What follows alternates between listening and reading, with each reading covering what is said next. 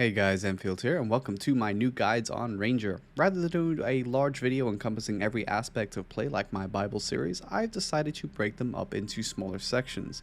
This way, when Perlibus makes changes that can invalidate parts of a video, it may only affect one of my videos, which is less work to update, rather than one big video that is far more work to remake. With that said, as you can see by the title, we'll start this off small, covering early game Awakening Ranger PvE. Enjoy. Now, like most classes, early game PvE is typically extremely simple, so there isn't loads to cover here, but I thought we'd start with add-ons. Now, lower end grind spots are AP capped very low, and you don't spend enough time on each pack of mobs to worry about some of the add-ons and setup you'd need at endgame. With this in mind, I picked skills and add-ons that make sense for killing essentially one-hittable mobs. The key focus on this is primarily buffing your attack speed and movement speed to clear as fast as possible, and giving you the crit rate to cover extra damage as well as give Waltz of Wind more crit chance as it has no inherent crit rate on its own. You can use mana back on Waltz of Wind if you ever struggle for mana. For your crystals, I recommend focusing on stamina based crystals like Jin Hystria crystals, Macalods, Endurance if you can get them. You should get double corrupted crystals as well for the critical hit damage boost, as well as throwing in some cheap critical hit crystals so you're always at +5. Make sure your movement is also at +5. This will easily get you by in early game, and if you need to, don't forget you can also use MP recovery crystals as well if you struggle for mana. For your light stones, I recommend simply carry the full experience set while still leveling. However, when you're ready to spend a few hundred million, I recommend Behind the Shadows as a good entry set. This lightstone set grants you a total of 10 AP, 16 accuracy, 100 stamina, and 6% bonus back attack. This translates very well into PvE, and while there may come a time that you may end up with many different sets for different grind spots at endgame, this is a good starting point considering only the Shadow Lightstone will set you back cost-wise for a few hundred million. For your buffs, you might want to simply run a Beast Draft for the experience, but otherwise I recommend Giants. It shouldn't run up cost too much to run the 4 you'd need to cover a full hour of grinding, but the 10% special damage just cleans things up a bit easier and may prevent you needing that extra ability. Your food should be a simple crom meal, and it's worth bringing a Destruction Spirit Alchemy Stone for the attack speed buff and other helpful buffs. Realistically, that should be enough. A Villa buff would largely be unnecessary, and the same can be said for any church buffs. So ultimately, you can be as fancy as you like with Ranger, but with low end spots, your primary skill will be Waltz of Wind, activated via the W+F input or S+F, depending on your intended direction. It doesn't lose any damage on cooldown and can be spammed so long as you have the mana, and it doubles as mobility if you run dry on stamina from, say, dashing. As I said before, it doesn't have crit rate on this ability, so making sure other skills grant you crit rate on add-ons will help you here.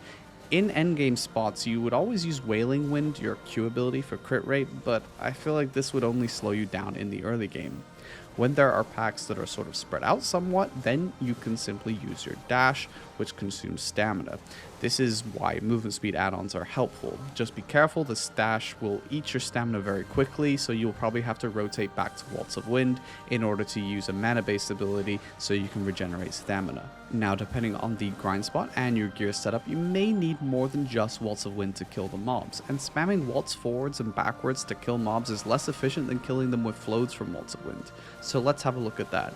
Breezy Blade is a simple left mouse button addition to Waltz of Wind that allows you to throw in another ability that can be used on cooldown. However, its cooldown does lower its damage. Fortunately, it's a very short cooldown.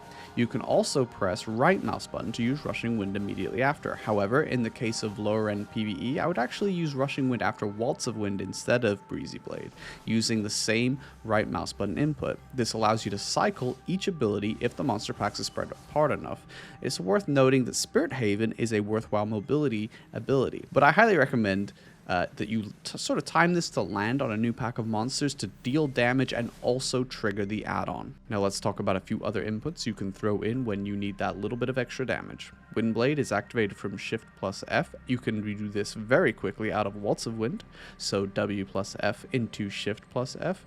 You can also quickly cast Nature's Tremble this way by pressing Shift and LMB after pressing Windblade. Regeneration can be used for the attack speed buff and damage, and is a tier 3 add-on when it's off cooldown, and is also used off your hotbar, so this is extremely good. It's also worth mentioning just again, Nature's Tremble is also a tier 3 add-on. Like I said earlier, there are many extra things you can throw in here, but really early game is about keeping it as simple as possible and moving forward as much as possible. Finally, I would make sure that you pop your Awakening buff, Guardian, as soon as the cooldown is ready. Unlock all your rage except for your 100% ability, which when used by pressing Q will also activate the buff it provides. You do not want to be locked into the animation since you don't need the full skill to make sure you dash to animation cancel the full skill. It locks you in place and lasts a while, so you make sure you dash to get out of it. You can, as soon as you pressed it and the rage is consumed, you will get the buff, so all you have to do is dash and it'll animation cancel the ability. So that's it. Very straightforward, very simple, and easy to get into. I hope you guys enjoyed the video and that you learned something. I will be covering Endgame Ranger PvE next, so stay tuned for that. But in the meantime, I do have a lot of videos on my YouTube channel currently covering me grinding at a bunch of different grind spots, varying from Jade-like Forest to Ash Forest to Orcs, all sorts of stuff. So if you can check that out if you want to.